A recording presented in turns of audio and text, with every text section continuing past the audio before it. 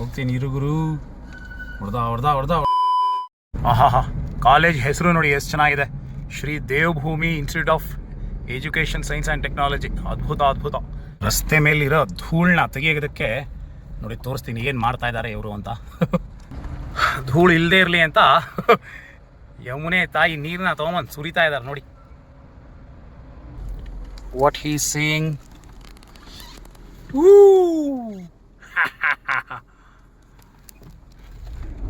Waterfall on the way to Yamunotri. Traffic ನೋಡ್ರಪ್ಪ. ಓಹೋ ಇವಾಗ ಬಸ್ ಬಂತು, ನಾನು ಹಿಂದಕ್ಕೆ ಹೋಗಲೇಬೇಕು. ಹೋಗ್ತೀನಿ ಇರು ಗುರು. ಹೊಡೆದ